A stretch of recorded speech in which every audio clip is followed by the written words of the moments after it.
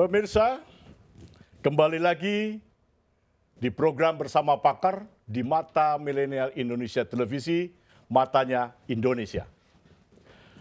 Hari ini tentunya kami akan berbincang-bincang isu yang menarik yang saat ini sedang naik daun, kira-kira begitu, yaitu bicara tentang Undang-Undang Omnibus Law atau Undang-Undang Cipta Kerja yang beberapa waktu lalu undang-undang ini sudah disahkan pada tanggal 5 Oktober 2020 oleh DPR RI dan diundangkan pada tanggal 2 November 2020.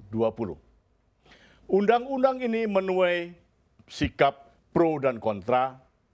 Dari perspektif positif, undang-undang ini bertujuan menciptakan lapangan kerja dan meningkatkan investasi asing di dalam negeri.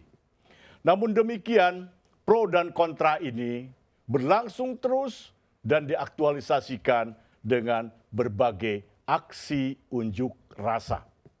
Kenapa demikian? Tentunya ada pihak yang merasa khawatir dengan undang-undang ini, khususnya adalah para pekerja yang menilai bahwa ini akan merugikan dunia pekerja. Tentunya alasan ini berdasarkan alasan-alasan yang logik dan rasional. Nah, untuk membedah hal tersebut, hari ini bersama saya telah hadir Bapak Iman Soleh MSI. Beliau adalah pakar dalam kebijakan publik. Selamat datang Bapak Iman di forum kami. Terima kasih Pak Sundawan. Nanti Bapak bisa memperkenalkan diri. Kita akan bincang-bincang seputar Omnibus Law, Pak Iman. Baik Pak Sundawan. Pro dan kontra ini tentunya bukan buah dari sesuatu yang tanpa sebab. Ya. Ini adalah sebuah kebijakan yang dikeluarkan oleh pemerintah bersama-sama DPR. Pandangan Bapak Iman sebagai pakar kebijakan publik, bagaimana sebenarnya proses dari kebijakan ini sehingga undang-undang ini keluar dan mendapatkan respon pro dan kontra. Silakan Bapak Iman. Baik, terima kasih Pak Sundawan telah diberikan kesempatan untuk hadir di Mata Indonesia TV. Menarik kita berbincang tentang Undang-Undang Cipta Kerja, Pak. Inisiatif ini sebetulnya datang dari pemerintah ketika pemerintah melihat ada beberapa permasalahan kebijakan yang mengganggu, terutama dalam hal kebijakan investasi. Ya. Katakanlah misalnya terlalu panjang birokrasi ketika para investor atau baik dalam negeri maupun luar negeri ingin menanamkan modalnya di Indonesia.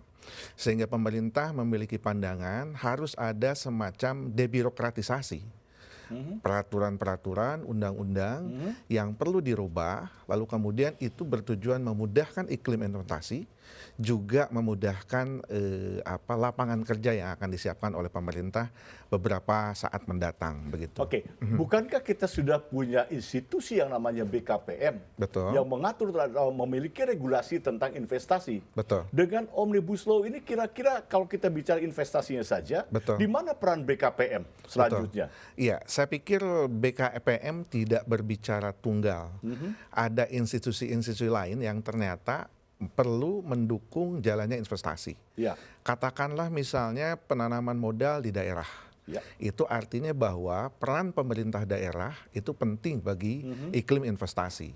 Sehingga tidak hanya tunggal permasalahan BKPM, tapi ke bawahnya juga itu ada dukungan-dukungan atau institusi lain yang perlu dibenahi dalam rangka sehatnya iklim investasi Indonesia. Oke, kita bicara Pemda, pemerintah daerah, Pak Iman. Konon katanya pemerintah daerah pun banyak yang tidak nyaman dengan undang-undang ini. Betul. Karena kemungkinan ada perda-perda yang terpotong oleh undang-undang ini. Betul. Menurut Pak Iman, apakah seluruh Pemda di mana daerah investasi itu ada juga bersifat kontra terhadap ini atau mereka hanya wait and see? Betul. Seperti kita ketahui, Undang-Undang Cipta Kerja itu memotong atau mengganti sekitar 279 undang-undang dan sekian ratus pasal yang diganti. Nah, termasuk juga kebijakan-kebijakan di daerah dalam hal Berarti investasi. perda ya? Betul, Perda, ada beberapa perda yang kita lihat di Undang-Undang Cipta Kerja ini digantikan begitu, terutama di dalam masalah perizinan. Ya. Baik kemudian juga di dalam permasalahan agraria. Ya. Seperti kita ketahui bahwa tujuan dari Cipta Kerja ini selain juga menumbuhkan investasi tetapi juga memudahkan perizinan. Ada pasal-pasal yang banyak dimuat di dalam Undang-Undang Cipta Kerja ini bertujuan memudahkan perizinan. Oke, kalau begitu Pak Iman kan dari Jawa Barat ya. Betul. Pemda Jabar ini dia kooperatif apa tidak sih terhadap undang-undang ini menurut Pak Iman ya? Iya. Kalau dilihat dari sisi itu. Ya, Salah satu contoh nih Pemda ya kira-kira. Saya pikir hampir semua pemerintah daerah termasuk Jawa Barat tampaknya akan bakal kehilangan satu tupoksi dalam hal ini pengeluaran perizinan begitu. Tetapi saya pikir bahwa ke depan ini akan justru lebih mengefektifkan, juga membantu pemerintah daerah justru lebih mudah bekerja sama dalam para investor begitu Pak Sundawan begitu. Tapi memungkinkan nggak itu justru merugikan Pemda? Kalau Tidak ada pemasukan Pak Iman. betul, kalau pada awalnya Dari soal perizinan betul ya. ya. Pada awalnya mungkin kita akan berbicara kerugian. Ya. Begitu. Tetapi ke depan ketika investasi-investasi itu sudah masuk, saya pikir justru itu akan menguntungkan justru pemerintah daerah. Betapa tidak misalnya ketika semakin mudahnya perizinan hanya dalam satu pintu, itu akan makin mudah para investor menanamkan modalnya justru di daerah, Pak Sundawan. Jadi ini semata-mata memang kebijakan yang bersifat strategis. Strategis. Baik untuk pusat maupun daerah. Betul. Tapi kalau kita lihat faktanya, Ya. aksi unjuk rasa Ya. ya oleh pekerja. Betul. Pekerja ini justru menyikapi bukan persoalan investasi. Betul. Yang dituntut adalah barangkali soal upah. Betul. Bagaimana relevansinya? Ya. Pertama, kalau kita telusuri timeline dari penyusunan undang-undang ini, kan tadinya beberapa mengusulkan namanya undang-undang investasi. Ya. Lalu kemudian Pak Presiden mengusulkan justru undang-undang Cipta Kerja, begitu.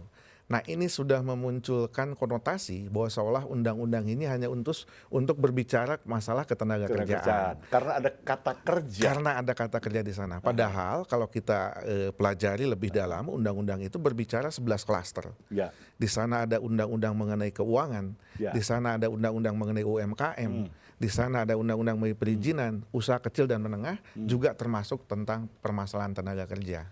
Dari 11 klaster kalau kita hitung, ya, Betul? yang paling terdampak klaster mana? Secara faktual.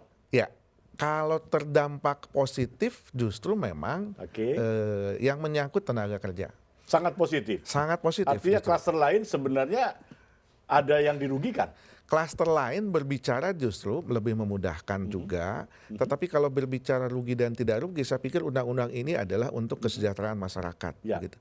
Nah, tetapi efektif, saya melihat bahwa undang-undang ini akan berbicara beberapa tahun ke depan. Saat ini mungkin yang paling terdampak yang akan segera adalah teman-teman pekerja, teman-teman buruh. Karena di sana berbicara tentang upah, di sana berbicara tentang cuti dan sebagainya. Begitu. Nah, ini kan menjadi isu Pak Iman. Betul. Ya, di sektor tenaga kerja ini. Katanya upah minimum tidak ada. Bahkan berkurang. Ya. Isu cuti pun tidak ada. Betul.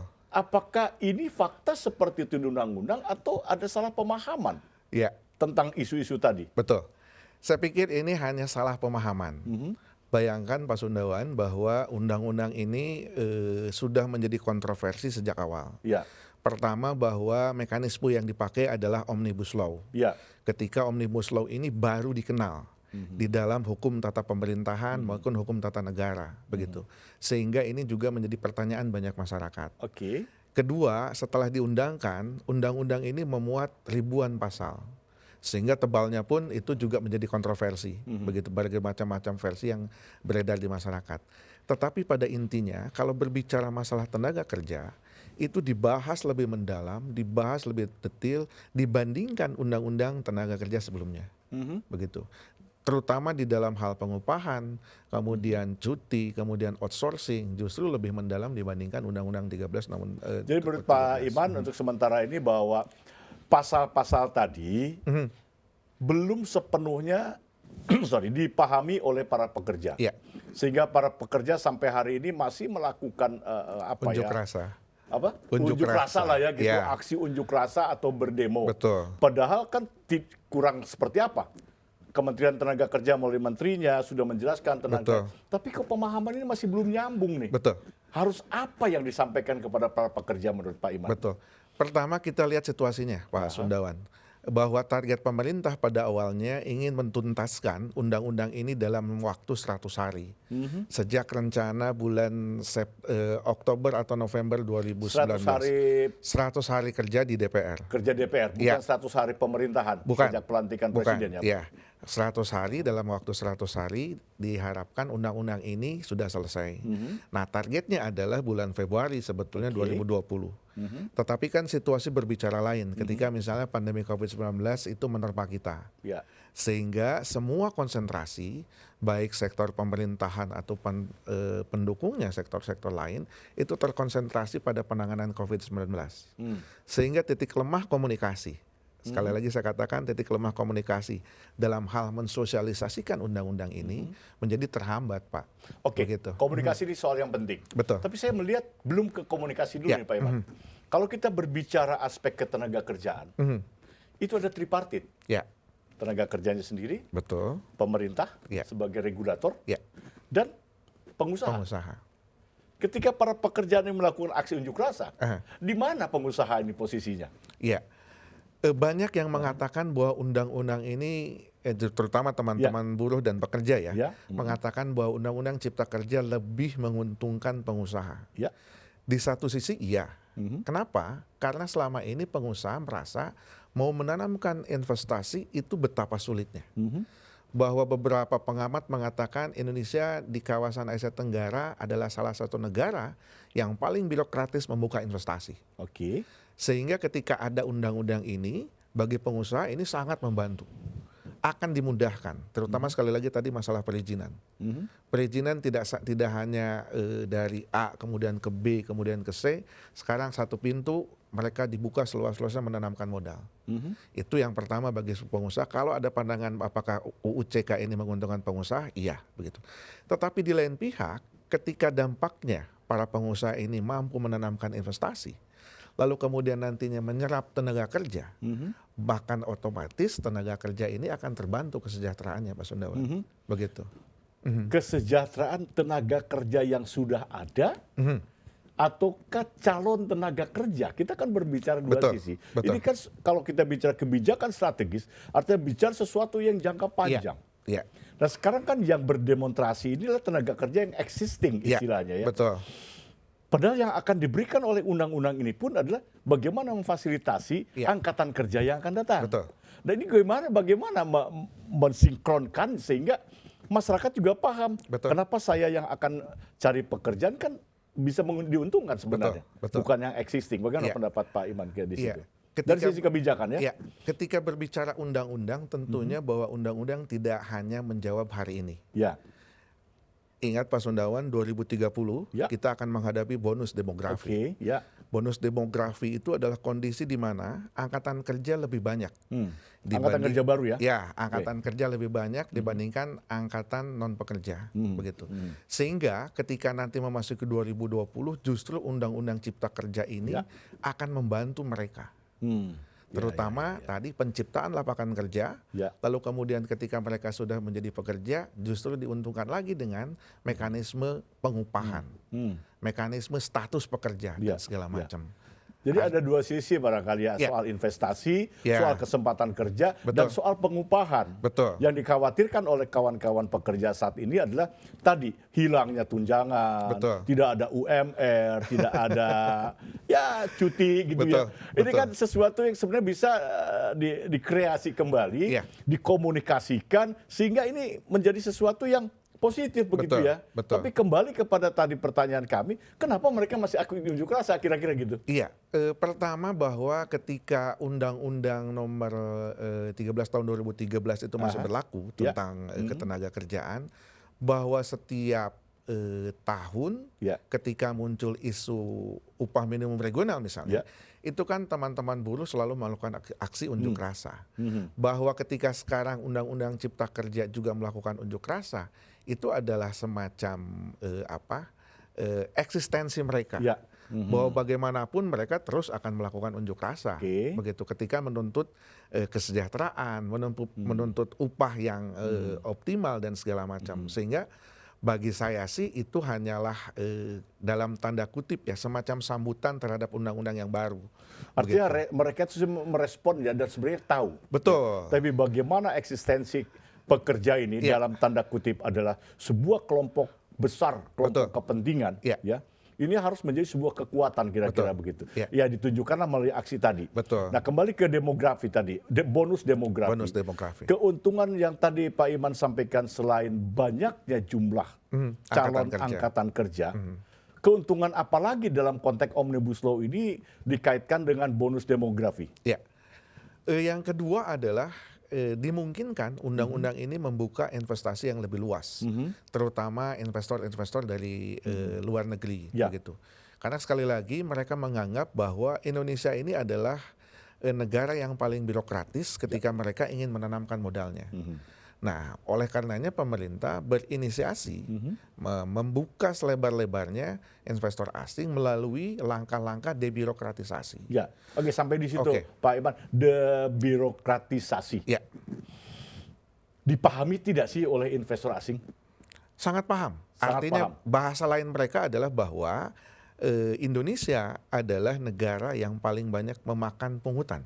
Pungutan liar. Pungutan liar. Ini adalah sebuah sisi dari moral apa mental ya. Ya. Jadi undang-undang Omnibus Law ini juga setidaknya menyentuh revolusi mental. Betul. Nah, ini apakah sudah menjadi sebuah fakta keras, hard fact bahwa terlalu banyaknya orang bermain dalam sesi perizinan, sehingga Omnibus Law ini mempermudah, simplifikasi perizinan karena persoalan tadi. Banyaknya pemain yang melakukan pungutan liar.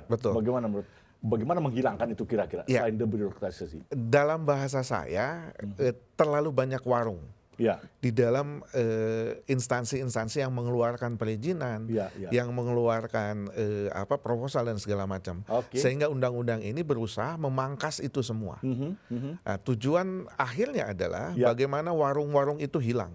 Bagaimana meja-meja yang terlalu panjang itu kemudian diperpendek sehingga investor asing memandang betapa mudahnya berinvestasi di Indonesia. Tapi tidak berarti bahwa investor asing ini hanya sekedar memanfaatkan ya undang-undang ini. Tidak hanya sekedar itu. Tapi memang mereka ingin hadir di Indonesia untuk membantu bersama-sama bagaimana perekonomian Indonesia tumbuh. Betul. Banyak data Pak Sundawan. Pertama, data mengatakan banyak perusahaan-perusahaan asing yang justru berpindah tempat ke luar negeri. Katakanlah yang paling gampang misalnya Thailand adalah alternatif bagi investor-investor asing yang pindah dari Indonesia kemudian menanamkan investasinya di Thailand. Banyak pabrik-pabrik perusahaan-perusahaan asing di Indonesia tutup bahkan pindah ke beberapa negara ASEAN. Itu menandakan bahwa memang iklim investasi Indonesianya bagi mereka kurang nyaman. Begitu. Artinya tetap harus dibangunlah sebuah komunikasi. Baik, kita break dulu Pak Iman, kita menikmati minum teh dulu sebentar. Setelah itu kita akan berbicara dari aspek komunikasi.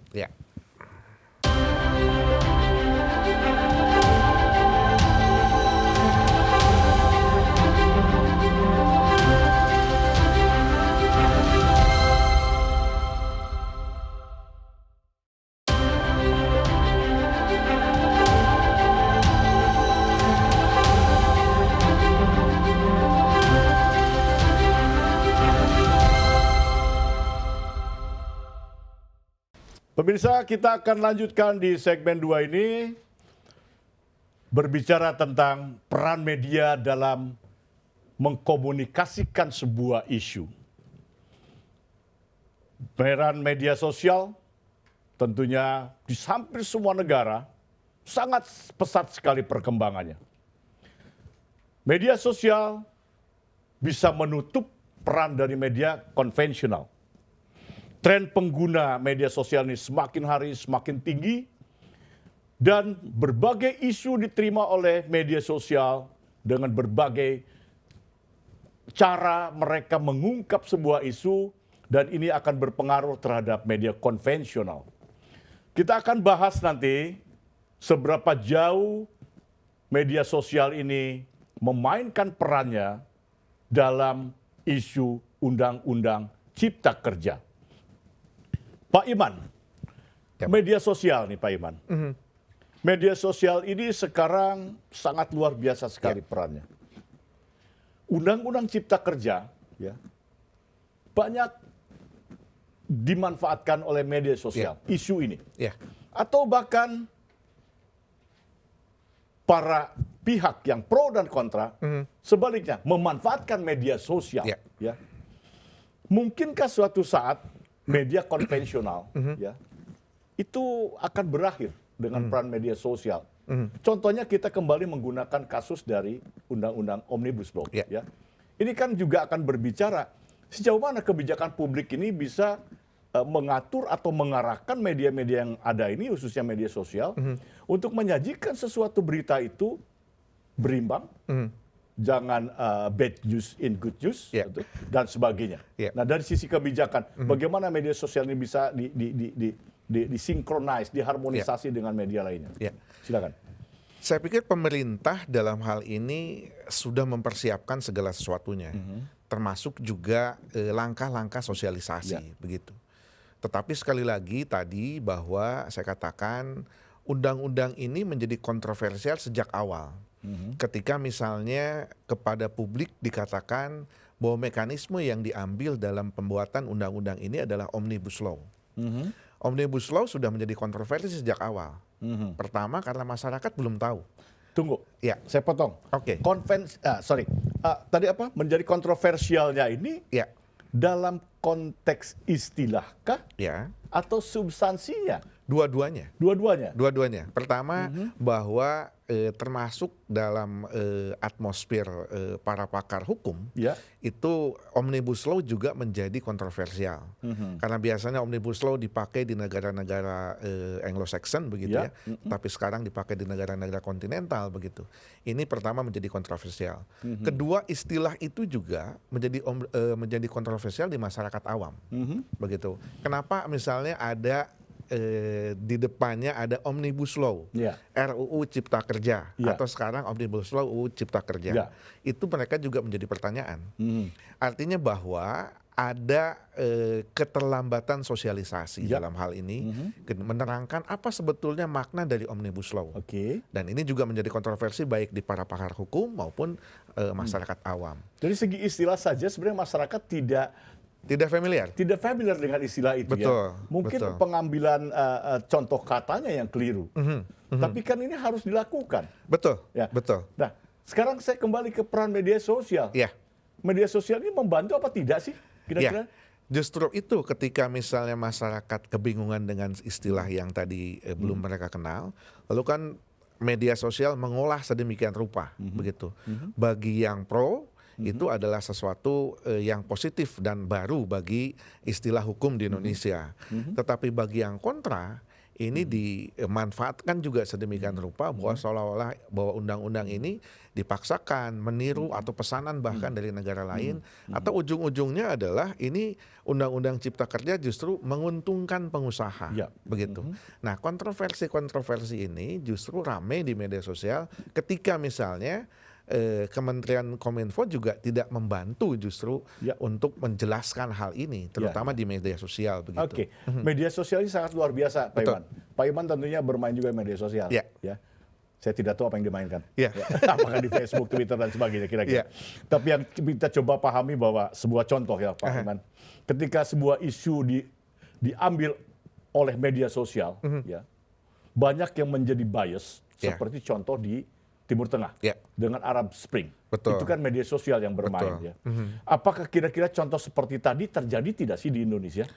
Saya pikir itu justru terjadi dalam konteks UU CK ya, Pak Sundawan. Artinya bahwa katakanlah yang paling santer di media sosial bahwa dihapuskannya pengupahan, Ya. kemudian dihapuskannya outsourcing, tidak ada cuti, itu sedemikian rupa masif di media sosial. Oke.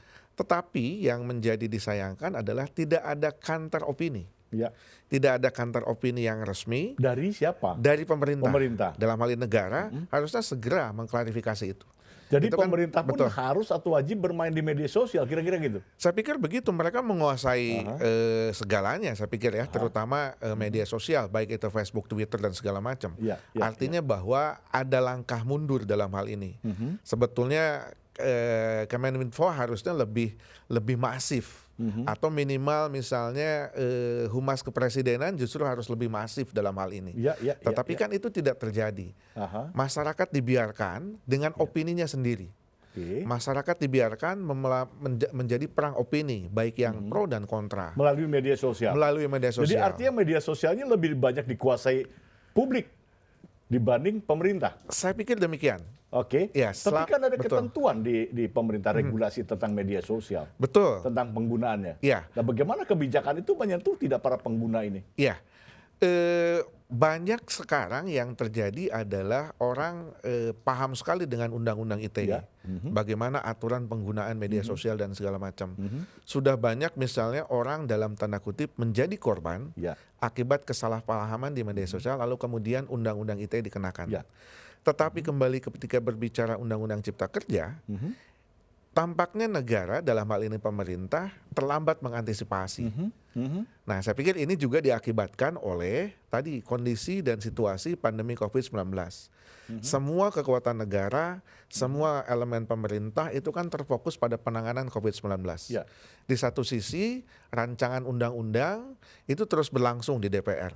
Oke, Begitu. artinya yang kontra khususnya Ya. memperoleh momentum ketika pemerintah lebih fokus kepada COVID-19. Tepat sekali. Begitu ya? Ya. Nah, media sosial ini kan isinya kalau kita lihat, mohon maaf dalam tanda kutip, ya, ada hoax, Ya. ada fake, Ya. tapi tentunya juga ada yang real. Ya. Ya. Sebesar apa sih perbandingannya antara hoax fake dengan yang real, Ya. yang nyata, Ya. menurut Bapak?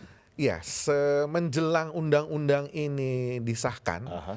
itu kan banyak sekali hoax. Ya. Bahwa katakanlah undang-undang Cipta Kerja adalah titipan dari negara asing. Lalu kemudian undang-undang Cipta Kerja ini akan hanya membawa keuntungan bagi pengusaha. Ya. Lalu kemudian ini merugikan kaum pekerja. Padahal tadi undang-undang Cipta Kerja memuat 11 klaster. Yang terjadi di media sosial kan adalah bagaimana itu dikondisikan hanya pada masalah ketenaga kerjaan. Tetapi bidang-bidang lain misalnya tentang investasinya, tentang keuangannya, tentang UMKM-nya, begitu. Ini tidak di media sosial justru jarang dibicarakan, begitu. Oke, tadi ada satu kata yang menarik, Pak Iman, pihak asing. Betul. Pihak asing berkepentingan tentunya terhadap Indonesia. Ya, Baik yang memang ingin bersama-sama Indonesia, membangun Indonesia melalui investasi, Ya. atau mungkin ya dalam tanda tanya besar ada pihak asing yang tidak menghendaki ya, terjadinya investasi di Indonesia. betul. Karena ini akan merugikan negara tersebut. Ya, Ada investornya bisa keluar ya, dan masuk Indonesia. ya, Ya kira-kira begitu. betul. Dalam perspektif atau persepsi Pak Iman, mungkinkah negara asing tersebut ikut bermain Ya, menggunakan peran media sosial? ya. Sangat memungkinkan, Pak Sundawan. Sangat memungkinkan ya. Artinya begini, ketika undang-undang ini mulai dibicarakan, Ya. lalu kemudian dibahas di DPR, lalu kemudian diundangkan sampai saat ini, itu kan latar belakangnya kebetulan dalam momentum yang sama ada perang dagang Oke. antara Amerika Serikat dengan RRC. Ya. Artinya bahwa ini juga menjadi salah satu faktor signifikan Oke. yang memberikan dampak terhadap Undang-Undang Cipta Kerja. Bagaimana tidak bahwa perang dagang ini juga berbicara investasi. Perang dagang ini juga berbicara tentang tenaga kerja. Sehingga patut diduga bahwa keterlibatan negara asing yang kontrak khususnya. Tapi begitu. tidak berarti Amerika Serikat dong, Betul, atau tidak betul. berarti Cina dong. Betul, Ya. betul. Tapi kondisi ini adalah sebuah momentum. Ya, Ada momentum perang yang sama. dagang, kemudian Betul. Indonesia membangun undang-undang baru. Betul. Ini dimanfaatkan betul oleh negara-negara yang berkepentingan agar Indonesia tidak mendapatkan limpahan investor. Betul. Nah, kalau Indonesia tadi benar dengan target investasi asing masuk ke Indonesia, akan seperti apa sih sebenarnya? Ya, tadi pertama adalah targetnya 2030 ada bonus demografi.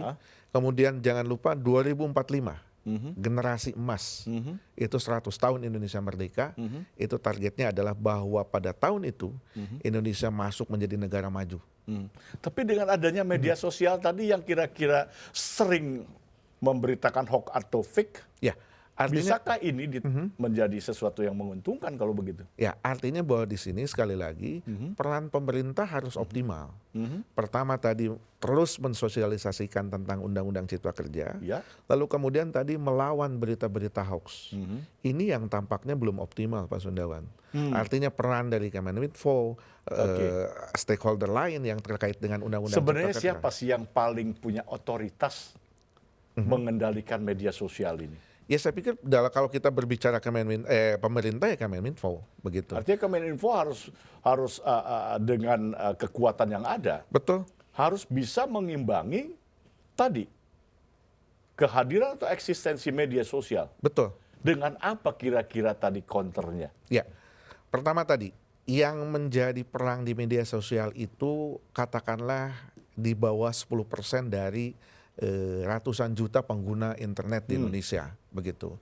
Lalu kedua bahwa semua perangkat ketika berbicara negara tentunya juga mereka lebih optimal memiliki.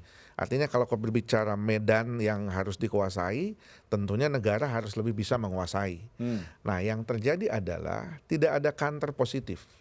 Tidak ada narasi naratif positif dari negara untuk melawan hoax itu. Ya. Sehingga itu berkembang liar di masyarakat, kemudian masif, yang terjadi tadi memunculkan akhirnya unjuk rasa yang kontraproduktif begitu. Artinya pengunjuk rasa juga ini setidaknya sedikit banyaknya Terpengaruh. sebagai dampak dari media sosial yang begitu kuat mempengaruhi opini masyarakat. Betul. Sedangkan kita punya data 137 juta masyarakat Indonesia dari 250 juta itu pengguna internet. Betul. Dan internet adalah sebuah sarana ketika kita bicara gadget. Hoax itu kan adanya di gadget. Betul. Ya. Counter pemerintah tidak efektif. Ya. Kira-kira begitu menurut Pak Iman ya. Melalui kementerian. Ya. Ya. Apakah memang tidak punya kekuatan atau tidak punya sarana atau tidak ada sumber daya manusia yang mampu mengcounter hoax itu? Ya. Begini, kalau kita lihat fenomena media publik begitu ya Pak Sundawan ya. Artinya bahwa media publik konvensional itu justru sangat terlambat mengantisipasi perubahan. Ketika berbicara berita koran saja, itu tentu kalah dengan media sosial yang setiap menit, setiap jam berubah.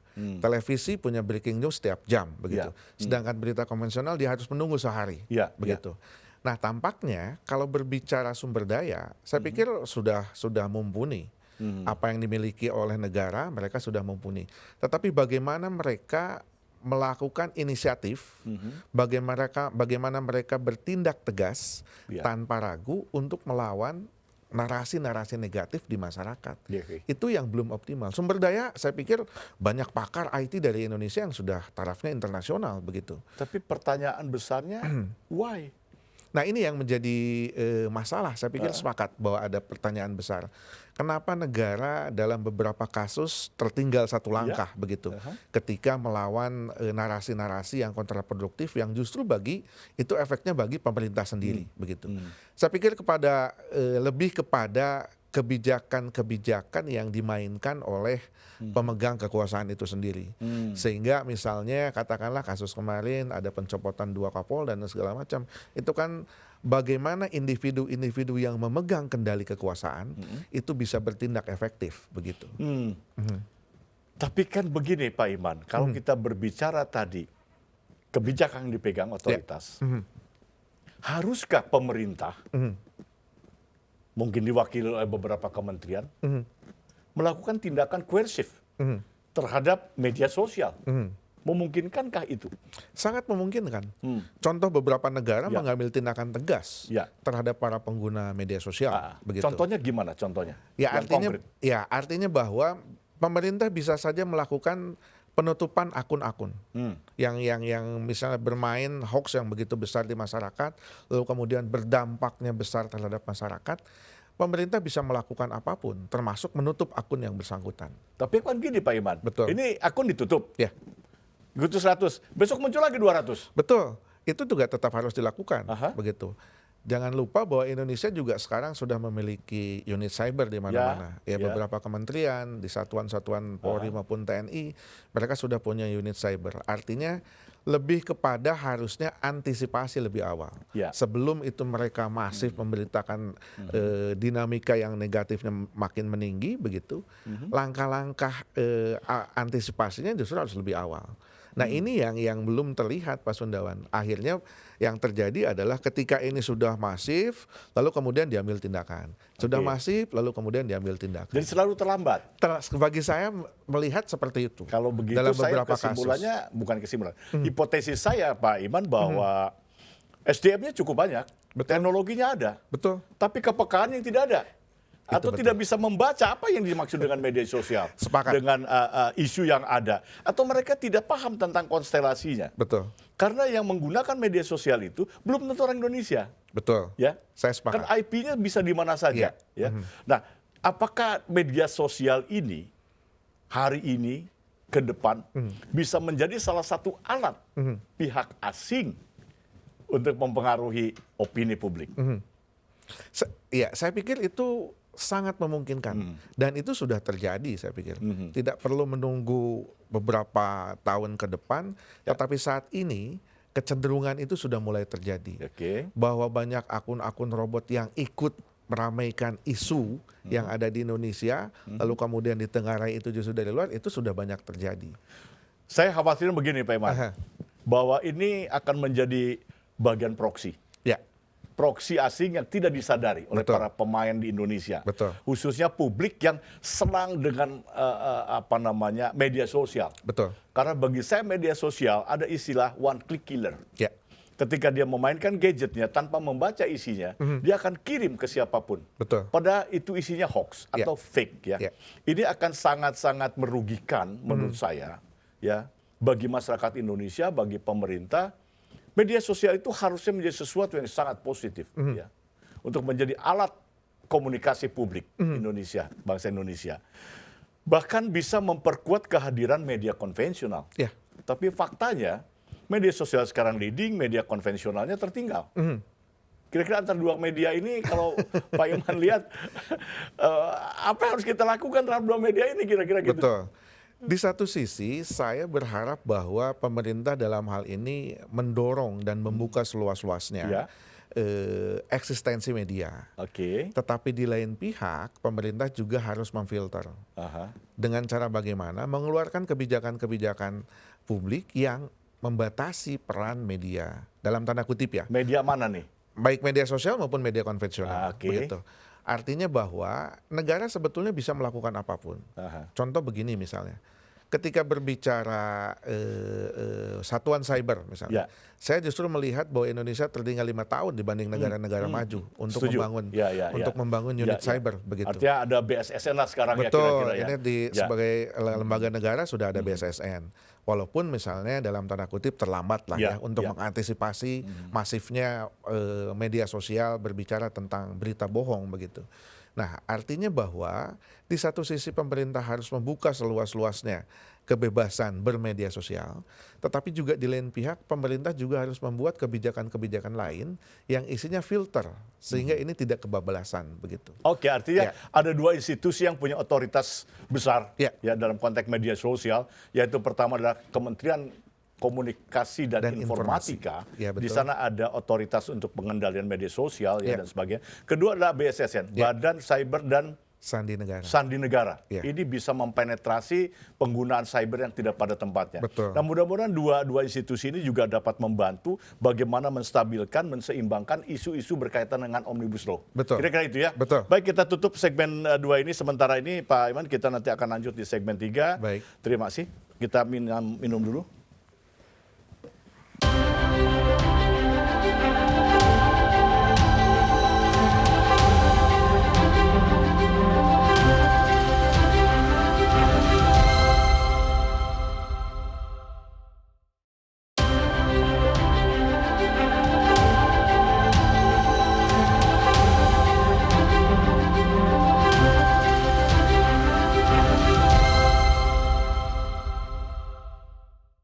Pemirsa, kita kembali bincang-bincang bersama pakar ini di segmen 3. Kita akan membahas tentang komunikasi publik. Seperti kita ketahui bersama bahwa hebohnya undang-undang Omnibus Law ini atau Cipta Kerja ini tidak saja di kalangan masyarakat, tapi juga di kalangan suprastruktur. Namun yang memprihatinkan bagi kita semua, dalam kehebohan ini, kegaduhan ini, ternyata harus seorang presiden yang turun tangan langsung. Memberikan klarifikasi tentang isu-isu yang ada dalam Omnibus Law. Mengklarifikasi sesuatu dalam konteks kebijakan publik pemerintah, tentunya tidak harus langsung oleh presiden. Karena dalam pemahaman saya, presiden memiliki para pembantu yang dapat menjelaskan secara utuh. Pembantu ini adalah para menteri kabinet. Ini adalah sesuatu yang agak janggal ketika kita berbicara bagaimana mekanisme suprastruktur dalam mengklarifikasi sebuah kebijakan publik. Kira-kira apakah para menteri kabinet ini tidak memiliki kemampuan komunikasi atau bingung dengan isunya? Nah, mari kita akan bincangkan hal ini dari sisi komunikasi publik. Pak Iman, mungkinkah pemerintah secara utuh tidak mempunyai mekanisme komunikasi publik dalam menjelaskan suatu kebijakan? Ya, saya pikir dalam hal ini Presiden sudah mempercayakan kepada masing-masing individu menteri ataupun staf kepresidenan. Tetapi yang menarik khusus untuk Undang-Undang Cipta Kerja, tampaknya Presiden ingin melakukan sesuatu yang lebih dibandingkan kebijakan-kebijakan lain. Tapi ini, maaf saya potong, Presiden ingin sesuatu yang lebih atau Presiden melihat ada ketidakberesan di komunikasi di kementerian? Saya belum berbicara komunikasi, saya berbicara dulu Undang-Undang Cipta Kerjanya. Artinya bahwa, tadi saya terangkan bahwa targetnya 100 hari kerja. Undang-undang ini selesai. Kenapa harus pada bulan Februari 2020 undang-undang itu selesai? Karena antisipasi Presiden pada memasuki tahun 2020, angka pertumbuhan ekonomi Indonesia sedang baik-baiknya sebelum COVID menerpa. Sehingga beliau menargetkan bahwa ini harus cepat selesai. Nah, target yang diinginkan oleh Presiden yang begitu cepat, ini agak lambat ditangkap oleh para pembantunya. Sehingga yang terjadi adalah komunikasi-komunikasi yang salah arah. Begitu. Maksudnya salah arah itu gimana kira-kira? Hanya mensosialisasikan bahwa ini seolah-olah undang-undang biasa seperti undang-undang yang lain. Begitu. Sehingga tangkapan publik pun ini adalah seolah-olah undang-undang biasa pada awalnya. Begitu. Ketika berbicara ternyata ini kemudian memunculkan kontroversi, ada istilah Omnibus Law, kemudian DPR tanpa ragu menyetujuinya, ini kemudian menjadi satu angin besar bagi pemerintahan Pak Jokowi karena tadi dari awal ada salah komunikasi kepada publik begitu. Artinya salah komunikasi di tingkat presiden sebagai kepala pemerintahan, kepala negara, atau kesalahan komunikasi antara anggota kabinet atau menteri dengan publik? Saya lebih cenderung melihat ini bahwa pada awalnya saya yakin bahwa Pak Presiden sudah memberikan briefing kepada masing-masing menteri yang terkait dengan Undang-Undang Cipta Kerja. Lalu kemudian Presiden juga saya yakin sudah memerintahkan apa yang harus dibuat, apa yang harus dilaksanakan, terutama komunikasi tadi. Tetapi tadi saya melihat juga saya meragukan tangkapan apa yang dialami oleh para menteri, sehingga berbeda-beda komunikasinya pada tahap awal, begitu. Yang satu hanya menjelaskan ini berbicara tentang tenaga kerja, yang satu hanya menjelaskan ini hanya berbicara investasi, tanpa terintegrasi dalam satu narasi bahwa kebijakan ini adalah sesuatu yang positif pada akhirnya. Atau begitu. tadi di pembicaraan di segmen 1, ada beberapa kementerian yang sebenarnya berkeberatan dengan Omnibus Law. Karena bagaimana? tadi ada ruang kerjanya yang dihapuskan. terpapas. Ya. Memungkinkankah itu sehingga menteri tadi tidak merespon dengan cepat? Ya. Saya ragu dengan hal itu ya. Ketika misalnya itu terjadi bahwa ada pembangkangan dalam tanda kutip. Sehingga kalaupun itu terjadi itu dampaknya akan besar. Begitu. Tetapi saya lebih melihat pada sesuatu yang positif bahwa ada miskomunikasi apa yang diinginkan presiden dengan para pembantunya, begitu. Kalaupun misalnya ini diikuti kemudian dengan rencana reshuffle dan segala macam, Saya pikir itu di luar permasalahan itu. Ya. Tetapi yang terjadi adalah adanya miskomunikasi dan keterlambatan memberikan penjelasan kepada publik apa maksud dan tujuan Undang-Undang Cipta Kerja. Hanya kan begini Pak Iman, kalau kita bicara tentang politik pemerintahan Iya. Pak Iman kan dari Ilmu ilmu pemerintahan, Iya. berbicara kebijakan publik itu kan tingkat analisanya luar biasa Betul. ribet atau Betul. rumit ya. Iya. Dalam konteks kebijakan publik, perumusan itu kan selalu ada gap. Iya. Miskomunikasi untuk saya itu bukan gap dalam pengambilan kebijakan. Nah kira-kira dari perspektif Pak Iman sebagai orang ilmu pemerintahan dan Ya. kebijakan publik, gapnya ada di mana sebenarnya? Iya, saya pikir tadi lebih kepada kemampuan individu para pembantu presiden. Aha. Artinya dalam hal menangkap komunikasi atau sinyal-sinyal komunikasi yang disampaikan presiden kepada mereka. Begitu. Contoh katakanlah misalnya ada berbeda-beda pandangan yang disampaikan kepada publik oleh para menteri yang satu dengan yang lainnya. Oke, ya. Bahkan juru bicara kepresiden pun bahkan sempat salah membuat pernyataan kepada publik terkait dengan Undang-Undang Cipta Kerja. Artinya bahwa ada sinyal-sinyal yang salah begitu. Biasanya kan Sinyalnya salah atau sinyal itu diterima secara salah, kan beda nih. Betul, Ya. betul. Sinyalnya benar nggak Iya, gitu ya? sinyalnya benar, Diterima tetapi secara salah gitu ya. ditangkap oleh para menterinya salah begitu, sehingga yang Sebenarnya terjadi kalau begitu harus belajar dari pramuka dong. Seperti semapur Semapur dan itu kan sebagainya. sinyal ya. Iya, Oke, iya. lanjut. Artinya bahwa ketika ada beberapa menteri, katakanlah misalnya banyak contoh misalnya ketika COVID-19 terjadi, bahwa justru yang terkait dengan Menteri Kesehatan pun banyak salah mengkomunikasikan kepada oke, publik. oke. Nah kembali terkait kepada Undang-Undang Cipta Kerja, bahwa kesepahaman antara presiden dengan para pembantunya ini tidak terjadi. Artinya bahwa ada salah penangkapan, Ya. seolah-olah bahwa ini ingin cepat, hanya berbicara Oke. tentang ketenaga kerjaan, hanya berbicara tentang investasi. Oke. Padahal tujuannya tadi bahwa Pak Presiden ingin berbicara visioner ke depan, begitu. Bahwa ada sasaran di 2030, bahwa ada sasaran di 2045, itu yang tampaknya tidak tersampaikan juga kepada para menterinya dan ditangkap juga tidak optimal oleh para menterinya. Artinya begitu. frekuensinya masih agak beda nih. Belum yang well satu tuned. FM, yang satu Betul, AM. Gitu. betul. Tidak Tampaknya- tuning, nggak tuning lah sekarang begitu, gitu ya. betul. Tapi ini kan harus segera disikapi. Ya. Ya. Oleh karena itu yang mengherankan publik itu, loh kok presiden kok langsung turun ke Ya. lapangan gitu ya? Ya. Kemana para menterinya ini?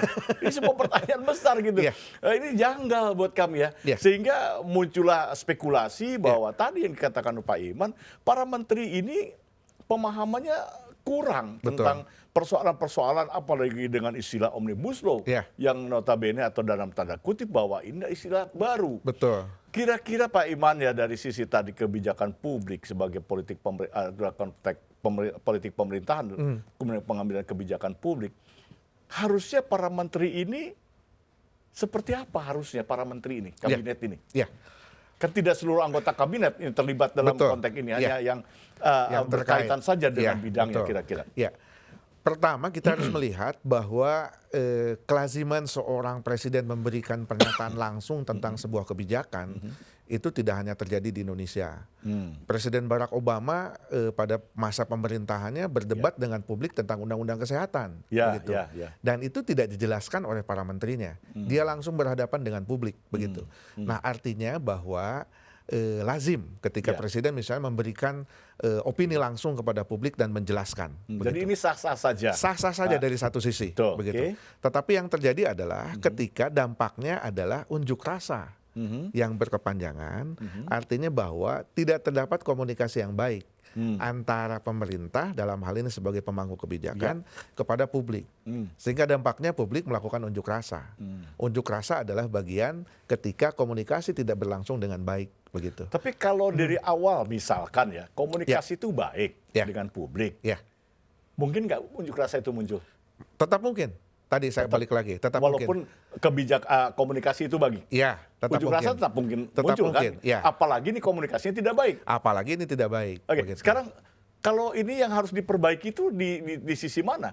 Komunikasinya kah, kebijakannya kah, atau tadi alat mengkomunikasikan yang harus diubah?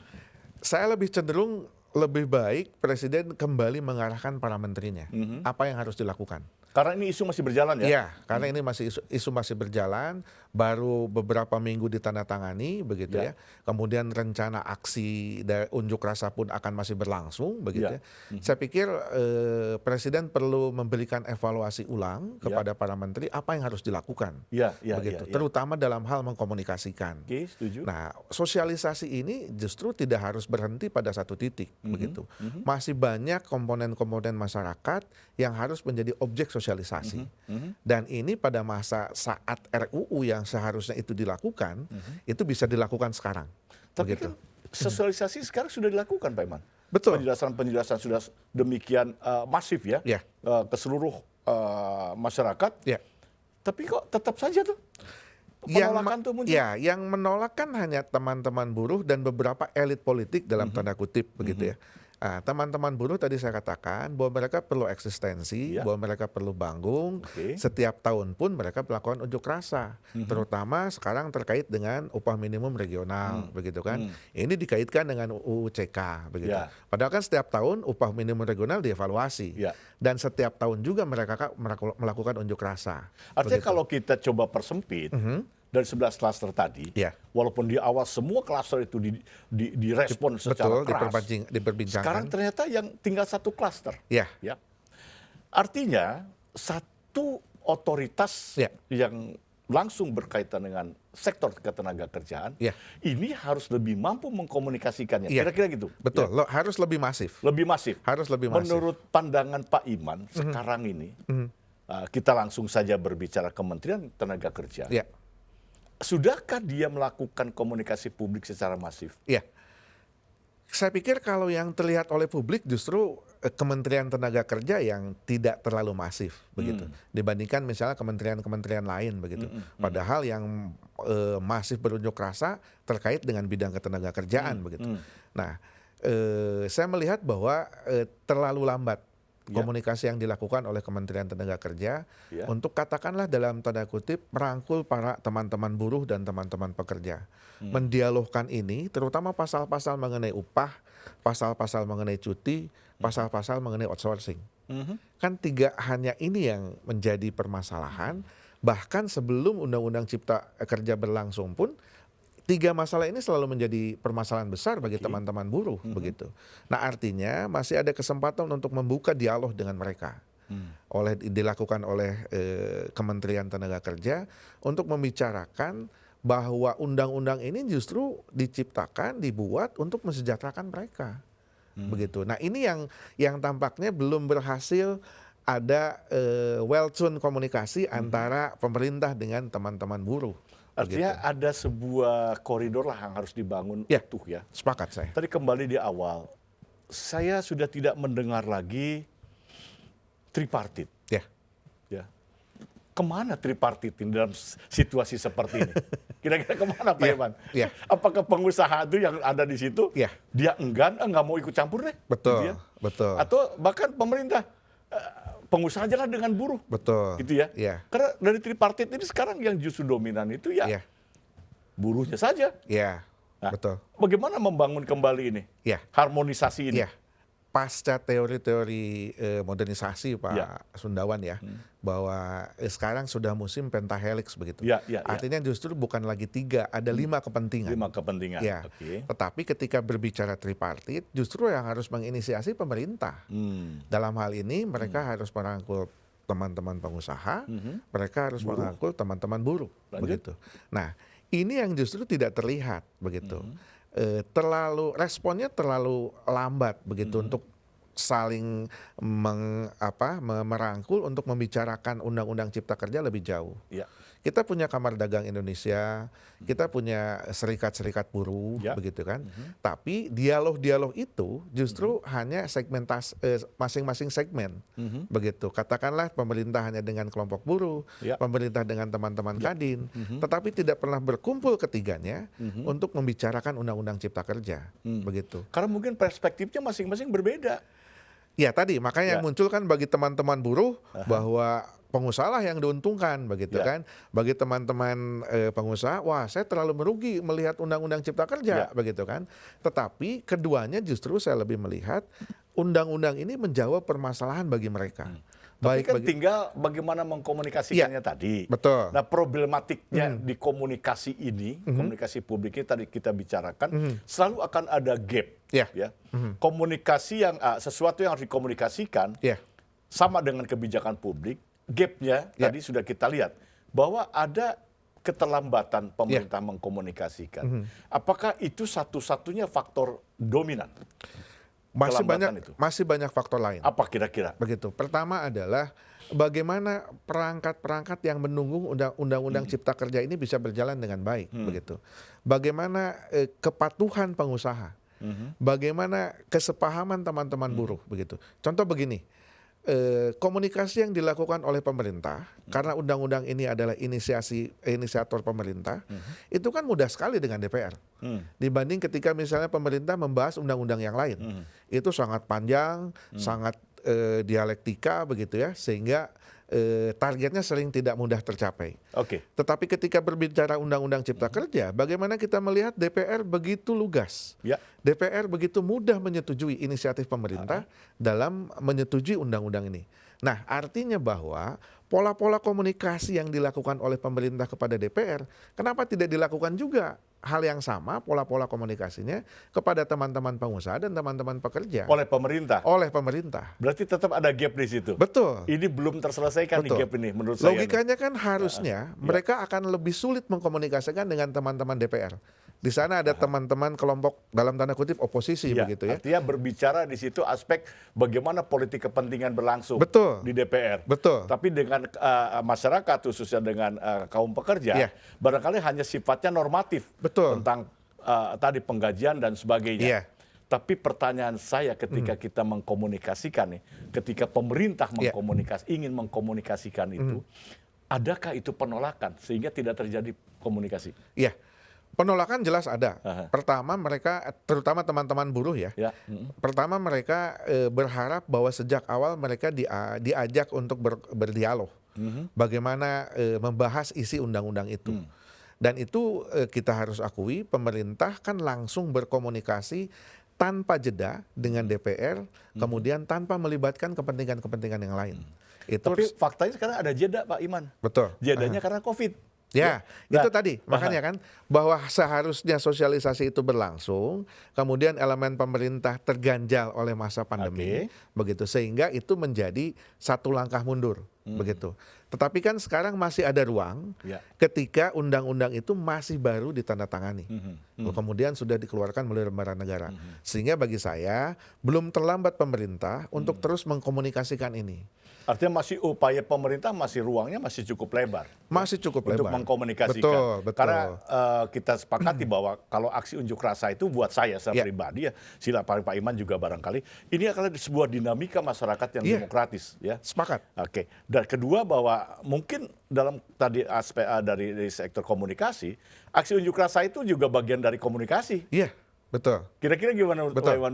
Mereka ingin berkomunikasi tapi dengan cara aksi unjuk rasa. Betul. Ya. Saya sepakat tadi saya katakan bahwa teman-teman buruh ini butuh eksistensi. Ya. Artinya bahwa ada UU CK maupun tidak, unjuk rasa itu akan berlangsung. Ya.